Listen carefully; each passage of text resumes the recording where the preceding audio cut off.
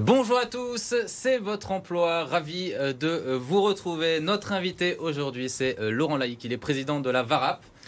Bonjour Jean. La VARAP, c'est notre partenaire. On fête aujourd'hui un anniversaire, les 30 ans de la VARAP. On en parle dans un instant. C'est votre emploi, ça commence tout de suite. Et on commence comme d'habitude, vous en avez l'habitude, avec les secteurs qui recrutent, les offres d'emploi à pourvoir dans notre département. Tout d'abord, le cabinet d'orthodontie Sainte-Victoire qui recrute un assistant dentaire. Il s'agit d'un poste en CDI, c'est à Fuveau. Pour postuler, envoyez votre candidature à orthodontie.pierretti-mokers@orange.fr. Deuxième offre d'emploi, elle concerne le Delta Festival qui recherche un chargé des bénévoles et de la Delta Family en service civique à Marseille. Candidature à l'adresse suivante, candidature@delta-festival.fr. Et enfin, le village des automates recrute un agent polyvalent pour un CDI en contrat étudiant, c'est à Saint-Cana. Candidature à hélène@c2h conseil au pluriel.fr. Allez, tout de suite, c'est l'interview de C'est votre emploi.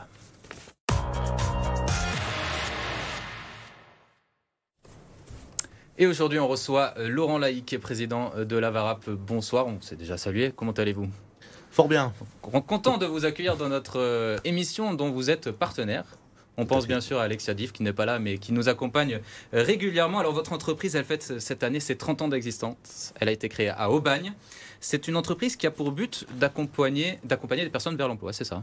Tout à fait. C'est une double entreprise en fait. C'est à la fois une entreprise comme n'importe quelle autre entreprise qui exerce ses métiers dans le secteur économique traditionnel, mais qui a une raison d'être particulière qui est de permettre à des personnes éloignées de l'emploi d'accéder à un emploi. Donc notre raison d'être est de permettre à chacun de jouer son rôle dans la société.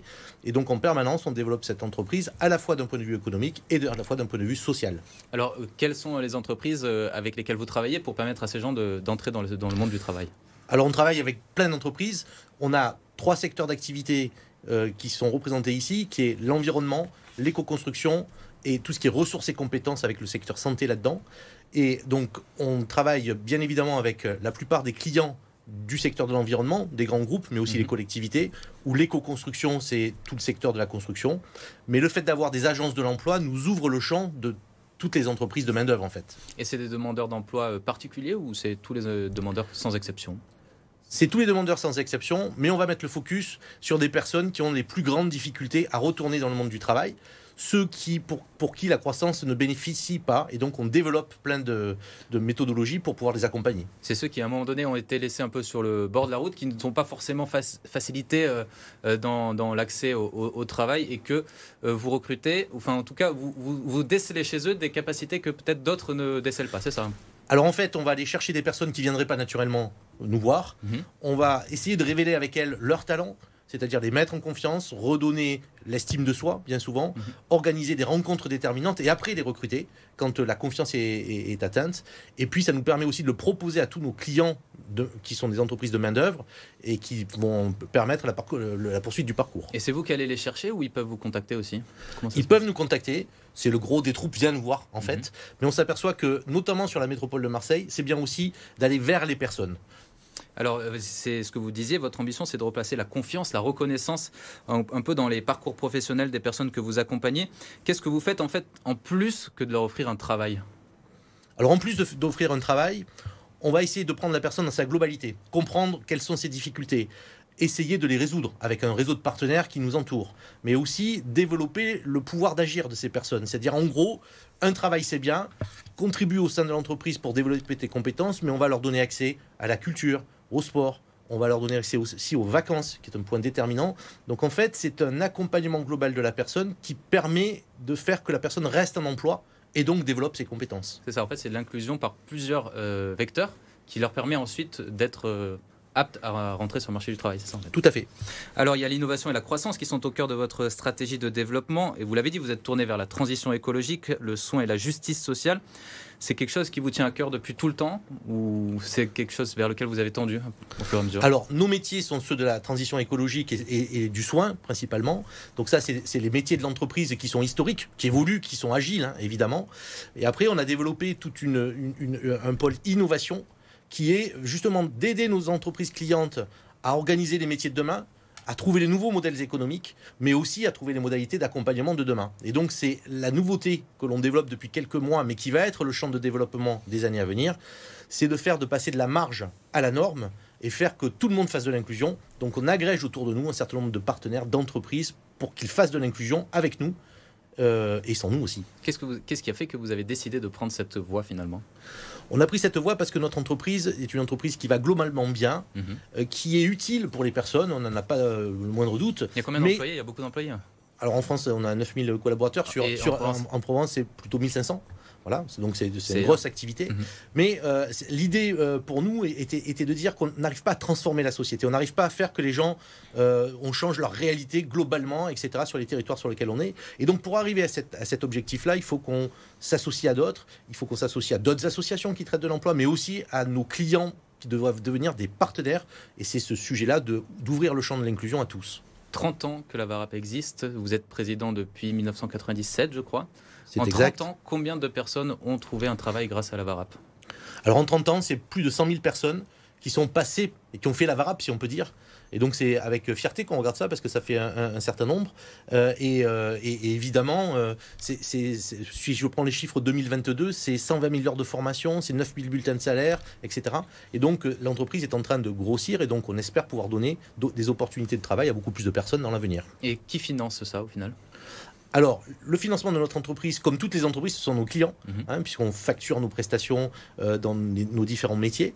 Puis la prestation sociale que l'on fait, l'accompagnement spécifique, c'est un marché qu'on a avec l'État, qui se paye sous forme de convention et avec un certain nombre d'objectifs. Et donc la partie accompagnement de la personne, qui est très sociale, elle est financée par les pouvoirs publics, et c'est en ce titre-là qu'on a un rôle de quasi-service public sur cette question. Oui, c'est ça. Donc en fait, c'est l'État qui vous aide à financer toutes les formations qui permettent à ces gens, jeunes ou moins jeunes, peu importe, tout âge, toute difficulté, hommes, femmes, avec des permis, sans permis. En fait, c'est un peu la maison pour tous, mais à deux conditions. La volonté, ça on travaille sur la volonté au travail, bien sûr, et l'aptitude. Alors, pour les 30 ans de la VARAP, il y a un événement, je crois, qui est organisé ce jeudi. C'est à l'Orange Vélodrome, donc quand même, vous faites les choses en grand. Et il y aura qui ? Et ça va être quoi ? En quoi doit-on s'attendre ? Alors, effectivement, on est à l'Orange Vélodrome demain. Le principe de cette demi-journée, c'est évidemment de fêter. Un anniversaire, ça se fête, et c'est important pour nos partenaires, nos collaborateurs, etc. Et puis, il va y avoir plusieurs temps dans cette manifestation. En fait, il va y avoir des tables rondes sur ce qu'on appelle, nous, le futur de l'inclusion. Donc, comment on va travailler sur l'accompagnement de demain, les métiers de demain, les modèles économiques de demain. Et pour fêter ça avec nous, on attend à peu près 1000 personnes de nos partenaires. Et puis, on a aussi des invités de choix, puisqu'on aura le ministre du handicap, Jean-Christophe Combes, qui va nous accompagner pour finir la cérémonie, et qui fera un témoignage et qui viendra nous soutenir dans notre action. Il y aura des gens qui cherchent du travail aussi ?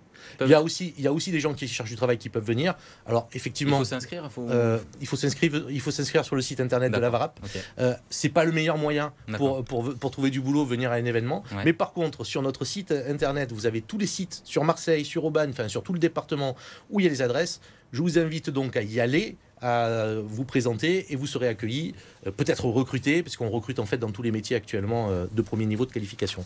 Un anniversaire studio quand même. C'est un anniversaire studieux et qui nous oblige. Mais c'est comme ça, les anniversaires chez nous. On va fêter, vous inquiétez pas, mais c'est aussi dire que c'est plutôt un point de départ qu'un point d'arrivée. Eh bien, sachez qu'on sera là. On sera là ce jeudi pour participer à cet anniversaire. Merci beaucoup. On passe tout de suite à la candidature de la semaine.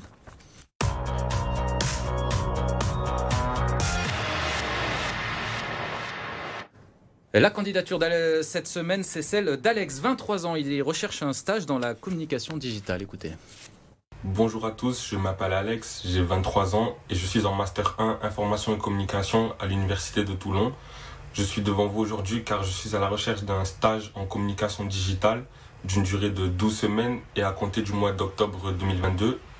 En plus d'être curieux, à l'écoute et maîtrisant très bien l'orthographe, je suis un grand utilisateur des outils de communication comme les réseaux sociaux par exemple. J'aime aussi également écrire des articles sur un site internet, prendre des photos lors d'événements et je possède le permis B qui me permettra d'être mobile tout autour de mon futur lieu de stage. Donc ma bonne humeur et ma passion pour le numérique n'attendent que vous, donc j'espère vous dire à bientôt. Alors, s'il y a des recruteurs qui nous regardent et qui sont intéressés par la candidature d'Alex, sachez que vous pouvez être mis en relation en envoyant un mail à cvotreemploi@lavarap.fr. Tout de suite, c'est le calendrier de l'emploi.